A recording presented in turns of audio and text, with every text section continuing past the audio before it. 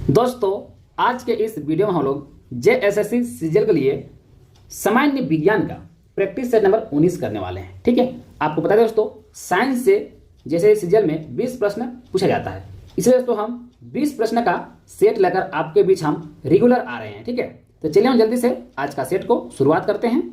देखिए, आज का पहला प्रश्न क्या है। आज का पहला प्रश्न है, ऊष्मा का एसआई मात्रक क्या है दोस्तों। तो यह हर किसी को पता होना चाहिए दोस्तों कि ऊष्मा का एसआई मात्रक होता है जूल। ठीक है, ऊष्मा का एसआई मात्रक क्या होता है दोस्तों, जूल होता है। ऑप्शन नंबर क्या हो जाएगा, पहला वाला राइट आंसर हो जाएगा। ठीक है दोस्तों, ऊष्मा का अन्य मात्रक भी है दोस्तों, जैसे कि कैलोरी, किलो जूल, ये सब भी होता है। ठीक है, चलिए आगे बढ़ते हैं क्वेश्चन नंबर 32 में। परिदर्शी, ठीक है, यानी पेरिस्कोप प्रकाश के किस सिद्धांत पर कार्य करता है। प्रकाश के किस सिद्धांत पर कार्य करता है, क्या देखिएगा, परावर्तन के सिद्धांत पर कार्य करता है। ऑप्शन नंबर डी इसको इसका राइट आंसर होगा। ठीक है, चलो आगे बढ़ते हैं हम लोग अगले प्रश्न की ओर। अगला प्रश्न है, देखिए, रजत को दूरदृष्टि है। ठीक है, यानी दोस्तों हाइपरमेट्रोपिया, रजत को दूरदृष्टि है। नेत्र रोग विशेषज्ञ दृष्टि को सही करने के लिए किस प्रकार का लेंस सुलझाएंगे। यानी दोस्तों जो विशेषज्ञ जो डॉक्टर हैं इनका, वह किस प्रकार का लेंस सुलझाएंगे, यानी किस प्रकार का लेंस उसको लगाने के लिए बोलेंगे। तो आप लोग याद कर लीजिएगा, कॉन्वेक्स लेंस उसको लगाने बोलेंगे, है ना। यानी ऑप्शन नंबर क्या हो जाएगा, कॉन्वेक्स लेंस है ना, क्या उत्तल लेंस। ठीक है, उत्तल लेंस। ठीक है, चलिए हम लोग आगे बढ़ते हैं क्वेश्चन नंबर 34 की ओर। निम्नलिखित में किसका ध्वनि वेग पर कोई प्रभाव नहीं पड़ेगा। निम्नलिखित में से किसका ध्वनि वेग पर कोई प्रभाव नहीं पड़ेगा दोस्तों। तो देखिएगा, दाब का दोस्तों कोई प्रभाव नहीं पड़ेगा। ठीक है, दाब का कोई प्रभाव नहीं पड़ेगा। चलिए आगे बढ़ते हैं क्वेश्चन नंबर 35 की ओर। आपेक्षिकता सिद्धांत के अनुसार निम्नलिखित में से कौन सा सदा एक समान रहता है। सदा एक समान रहेगा तो दोस्तों प्रकाश का वेग है। ठीक है, क्या रहेगा, प्रकाश का वेग। ऑप्शन नंबर क्या हो जाएगा, डी वाला राइट आंसर हो जाएगा। अगला है क्वेश्चन नंबर 36। निम्नलिखित में से किस तत्व की विद्युत चालकता अधिकतम होती है।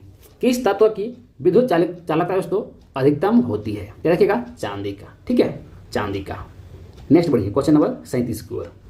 जब किसी वस्तु को पृथ्वी से चांद पर ले जाया जाए तो, जब किसी वस्तु को पृथ्वी से दोस्तों चांद पर ले जाए तो दोस्तों भार बदल जाता है, परंतु द्रव्यमान उतना ही रहता है। ठीक है, ये देखिएगा, भार बदल सकता है लेकिन द्रव्यमान नहीं बदलेगा।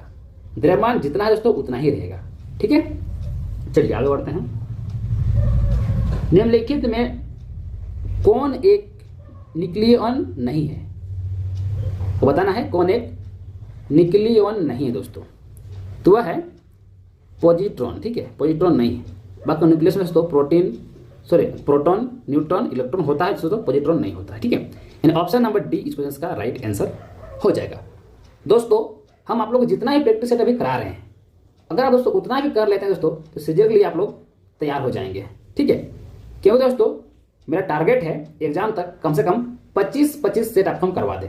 25 सेट झारखंड का, 25 सेट सामान्य जीके का, 25 सेट साइंस का और 25 सेट कंप्यूटर का। ठीक है, इतना हम कोशिश करके आप लोग हम करवा दें, कम से कम 24 से 25 सेट। अगर आप लोग इतना कर लेते दोस्तों, तब एक मान के चलिए कि आपका तैयारी हो गया है, ठीक ठाक आपका तैयारी हो गया है। ठीक है, और हम शॉर्ट वीडियो बनाते हैं, कोई लंबा वीडियो नहीं रहेगा। ठीक है, आप 5 मिनट 7 मिनट में भी देख सकते हैं स्पीड करके। चलिए हम लोग बढ़ते हैं आगे प्रश्न पे 39 नंबर। बाजार में बिकने वाला मानक 18 कैरेट सोना होता है। बाजार में बिकने वाला मानक 18 कैरेट सोना होता है दोस्तों। तो याद रखिएगा, इसका आंसर हो जाएगा 18 भाग सोना और 6 भाग अन्य धातु, है ना। 18 भाग सोना रहता होगा, ठीक है दोस्तों, 18 कैरेट का सोना है। तो सोना आपको पता है दोस्तों 24 कैरेट का शुद्ध होता है, तो 24 पहुंचाने के लिए 6 भाग तो धातु, अन्य धातु होगा। ठीक है, इन ऑप्शन में क्या हो जाएगा, बी वाला राइट आंसर हो जाएगा। चलिए आगे बढ़ते हैं। गहरे समुद्र में गोताखोरों के समय गोताखोर ऑक्सीजन और कौन सी गैस के मिश्रण का प्रयोग करते हैं, यानी उपयोग करते हैं, तो देखिएगा नाइट्रोजन का। Option number B. रसोई की गैस एक मिश्रण है दोस्तों। देखिएगा, रसोई की गैस एक मिश्रण होता है, एक मिश्रण होता है, किसका मिश्रण होता है जी, ब्यूटेन और प्रोपेन का होता है। ठीक है, ब्यूटेन और प्रोपेन का होता है। एक सेकंड दोस्तों, ऊपर वाला क्वेश्चन आई थिंक गहरे 40 वाला देखिए तो, गहरे समुद्र में गोताखोर ऑक्सीजन और कौन सी गैस का मिश्रण का उपयोग करते हैं उसको देखिएगा, ये हीलियम होगा। एक सेकंड, मैंने थोड़ा सा हल्का मिस्टेक, नाइट्रोजन नहीं होगा, हीलियम होगा। ठीक है, क्या होगा? हीलियम। ऑप्शन क्या आ जाएगा? डी वाला इसका राइट आंसर होता है, सुधार लीजिएगा। ठीक है, आगे बढ़ते हैं। क्वेश्चन नंबर 42, क्यूरी बिंदु तापमान पर निम्नलिखित में से क्या होता है?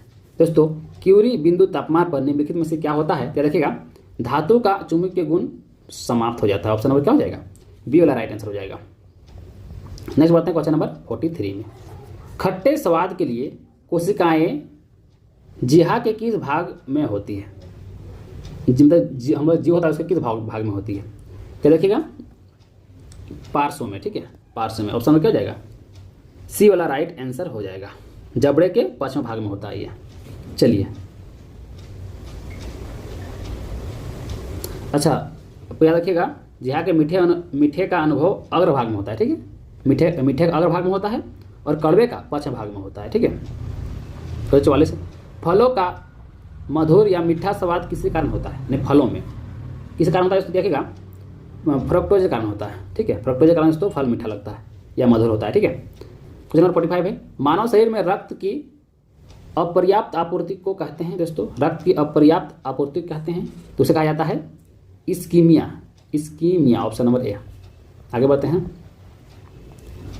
क्वेश्चन नंबर 46, जानवरों की एक जाति द्वारा उसी जाति के अन्य सदस्यों को आकर्षित करने के लिए मोचित किए जाने वाले रासायनिक द्रव्य है दोस्तों, तो वो हो जाएगा फेरोमोन। ठीक है, ऑप्शन नंबर क्या? सी। आगे बढ़ते हैं, निम्नलिखित में से किसे अनुवांशिकी का जनक कहा जाता है? दोस्तों देखिएगा, अनुवांशिकी का जनक कहा जाता है ग्रेगर जॉन मेंडल को। ठीक है, ग्रेगर जॉन मेंडल को। ऑप्शन नंबर क्या हो जाएगा? बी कहा जाएगा इसको। दोस्तों, इनको अनुवांशिकी का पिता भी कहा जाता है, ये भी क्वेश्चन आ सकता है। ठीक है, आगे बढ़िए। क्वेश्चन नंबर 48 में, किस रोग से रक्षा करने के लिए शिशुओं को डीपीटी का टीका लगाया जाता है? डीपीटी का टीका लगाया जाता है दोस्तों, देखिएगा, रोहिणी, कुकुर खांसी तथा टिटनेस से दोस्तों रक्षा के लिए। आगे बढ़ते हैं, क्वेश्चन नंबर 49, हमारी दोस्तों छोड़ी हुई सांसें की हवा में कार्बन डाइऑक्साइड की मात्रा लगभग कितनी प्रतिशत होती है? देखिएगा, लगभग 4% होता है। ठीक है, हमारे द्वारा छोड़ी गई सांस में लगभग दोस्तों कार्बन डाइऑक्साइड का मात्रा 4% होता है।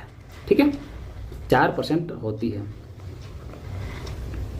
चलिए आगे बढ़ते हैं, पके हुए अंगूरों में होता है दोस्तों, देखिएगा, पके हुए अंगूरों में क्या होता है? ग्लूकोज होता है। ठीक है, पके हुए अंगूरों में क्या होता है दोस्तों? ग्लूकोज होता है।